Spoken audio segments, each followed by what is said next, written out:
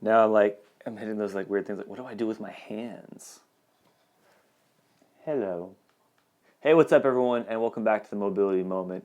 This is Kyle. Today I wanted to talk about hip stretches. We talk a lot about hip stretches because in modern society we sit so much and the hips get very tight and short and stuck bitty and just become a knotty mess of painful muscle tissue.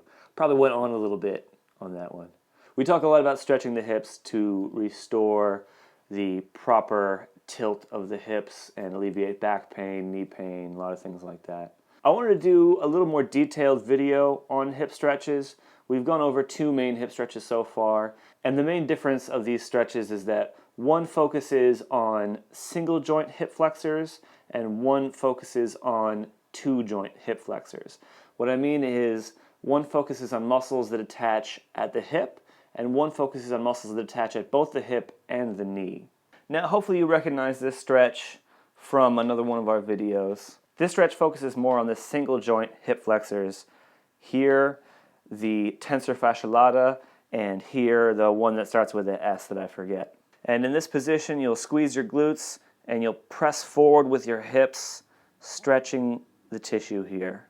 Now the way we focus more on the two joint hip flexor, the main one being the rectus femoris, is to flex the knee. And by flexing the knee, you add more of a stretch to muscles that connect both at the hip and the knee joint. Now in this position, you'll notice that my knee is directly below my hip. This is the best starting position, and for some people, you can even get a stretch right here just by squeezing your glutes and pressing your hips forward. But if we really want to hit the rectus femoris, what you're going to do is reach back and add flexion to your knee. Then, once you squeeze your glutes and push your hips forward, you'll feel more of a stretch right along the midline of your thigh.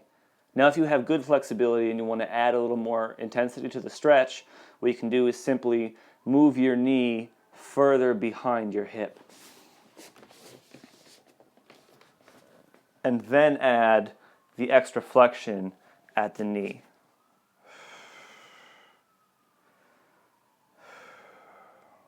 So I just wanted to put this little detailed video out there for you guys.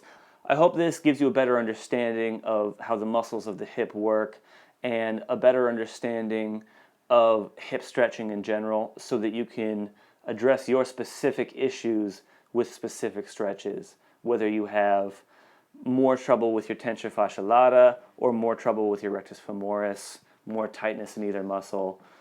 Try both of these stretches, and if one of them feels much tighter, then you should probably work on that one a little bit more. As always, give us your thumbs up, give us your likes, share our videos with anyone you think could benefit from them. Leave some comments in the comment section below. I think it's probably further down than that. Subscribe to our YouTube channel, and I'll see you guys next time. Bob Mom out.